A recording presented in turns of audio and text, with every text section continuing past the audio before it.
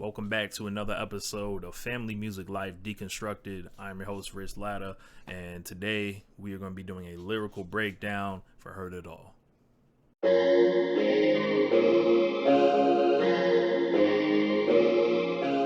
All right, man, you already know what it is. We're going to go through all the lyrics, anything that I find that I can kind of draw a talking point off of. We're going to pause it and just break it down a little bit. If you are loving the series, make sure you hit me with a like on the video, comment down below, let me know what your favorite lyric was in this song. So without further ado, let's get to it.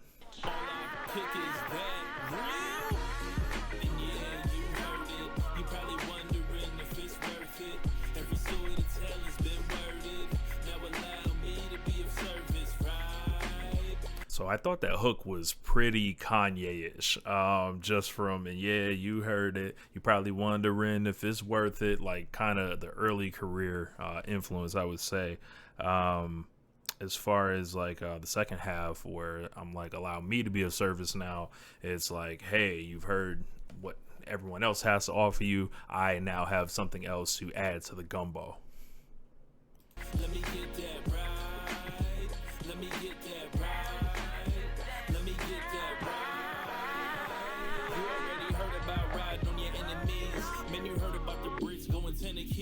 Man, you heard what it's like doing time in the cell. Let me tell you what it's like to live in a hotel.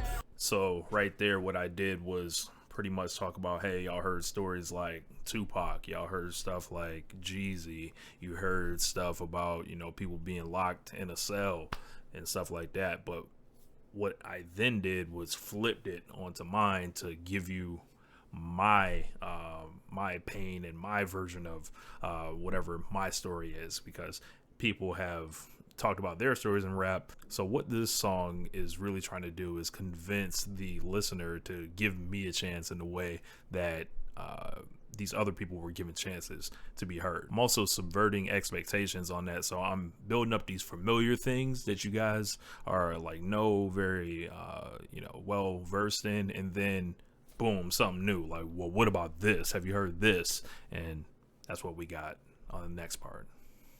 Ice in a bucket to keep your drink cold. Regular shades to cover up your windows. Go to school and not know where you coming back to. That was real life.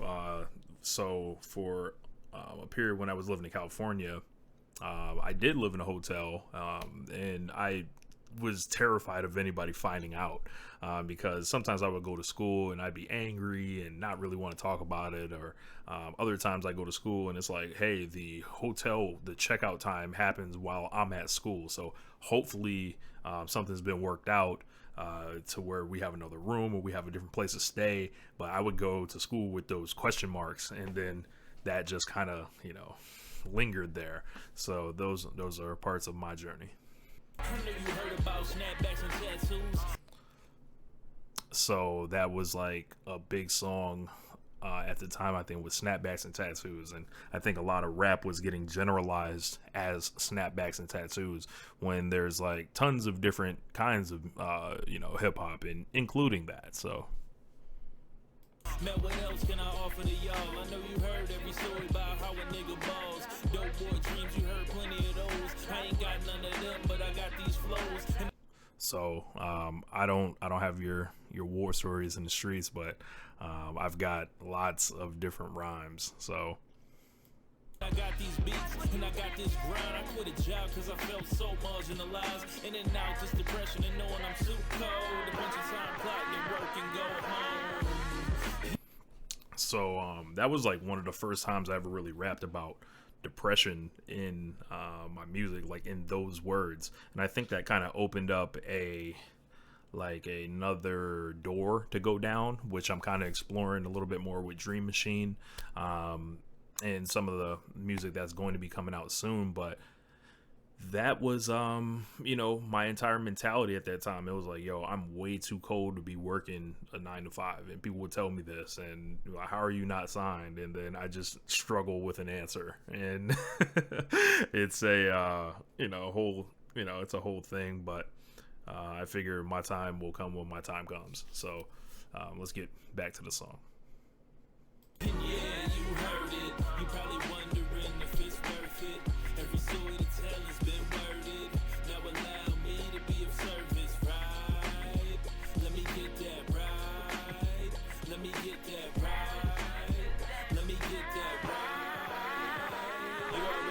about getting shot 8 or 9 times. Heard what it's like when there's money on your mind. Heard what it's like to come from the 8 Mile. What about a kid whose mom ain't settled down? So that's the same thing. Like, you heard about people getting shot. You heard about like the 8 Mile. So I'm obviously talking about like Eminem and his story. But now, once again, I loop it back into my story. Moved everywhere, made friends and left them. Hated the step pops almost every single second. Recorded in his car cause his lady was asleep. Made his own beats to add to his mystique. So that's real talk. Recording in the car when my now wife is sleeping because she had to get up for work, and you know, you don't want to wake someone up at like 1:30 you know, doing loud rap music. So I remember I took I had like a I want to say like the box, I forgot which one it was. I think it was actually that one over there, if I'm not mistaken. Yes, that one over there that's on the windowsill that I no longer use.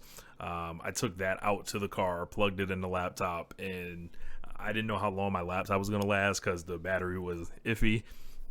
But it was like, hey, I have so many takes in me to do this now, to have the energy right. And it's actually a song that's on my YouTube channel right now, the Rum Shaker Freestyle, that has seemed to start getting popular on its own.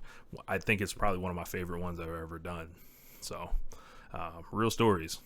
You heard about the West, you heard about the East, you heard a lot of things, but none came from me. Heard about the Shy, heard it from Kanye, heard about the slab from you, GK, heard. So that was me just kind of playing with the language a little bit, kind of trying to flow in a way where it was entertaining. Like, you heard about the slab from you, GK, and I dragged that you kind of as like a is like a Jay-Z kind of technique where it's like your flow just has to be dope, and I thought that sounded pretty good. Heard a lot of things many times before. No bed for 3 years, I can deal with the floor. Yeah, no bed for 3 years, I can deal with the floor. Yes, so I didn't have a bed for like 3 years. Don't feel sorry for me, it is what it is. But even to this day, it wouldn't bother me sleeping on the floor or something, but maybe it would bother my back a little more than it did when I was a kid. But yeah, that's just what it was. Only thing stopping me is the man in the mirror. I'ma go till they all like rich, man, I hear you. Yeah. So I did the whole song so far has kind of been this third person thing, me trying to sneak my story by you, sneak in the door, sneak my way into acceptance. And then that last line, I almost kind of break with frustration, where it's like, nah, man, it's me. By this point, you should know it's me. This is my life. This is like, these are the things I've gone through. And I felt like it was very important to break that fourth wall to introduce myself into the song at that point. You heard it. You probably wondering if it's worth it. Every story to tell has been worded. Now allow me to be of service, right? Let me get that right. Let me get that right. Let me get that right. I can't tell you what it's like to be the king of the South. Can't tell you what it's like to have a grill in my mouth. Man, I never hit the switch on the 6-4. Just all the places I've lived, like I don't still have those stories, because even though I lived in the West Coast, I lived like in the South. Like, I'm from the East Coast at heart, so I don't have those same experiences, but this is what I do have. I was going to the mall with $2. I was poor, $1 to get there, $1 to get home. Shout out to my man Hots, $1 to get to the mall and $1 to get home. And then while you're at the mall, you are, you know how people say sometimes you eat sleep for dinner? Like, you're eating that fellowship for your meal while you're out there. That fellowship is your purchase. You're trying to talk to girls, or you're, you know, just hanging out with your homeboys, trying not to get into too much trouble, because a lot of people used to fight at the mall and all that. But that time that we had together was the real purchase from the mall, one could say. So like, we would, you know, do that $1 get there, $1 to get home on the PVTA bus. So those are the days. Trading raps with hostages, dreaming about the throne. life it got lived, years that got spent, not one to starve, paying my mom's rent, creating my own sound, going against the grain, learning to engineer and opening up the range. Heard a lot of stories from your favorites and all. I just ask when I ring that you answer the call, and I know that you heard it all. Stories about rollies and convertibles, and so I know that you heard it all. That's more of that flow. And in the lines that are coming up, like, that sounds pejorative in a sense, but what the next two lines do is kind of absolve me of it being pejorative. It's like, hey, I know that all this is one thing, but it's just different the way I do it. So, yeah. I ain't saying there's a problem with that. It's just a little bit harder when you hear my raps, and that's facts. And yeah, you heard it. You probably wondering if it's worth it. Every story to tell has been worded. Now allow me to be of service, right? Let me get that right. Let me get that right. Let me get that right.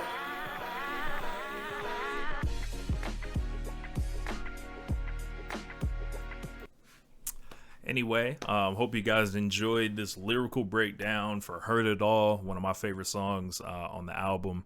And I'll see y'all next time when it's time to talk about 180 Seconds. Peace.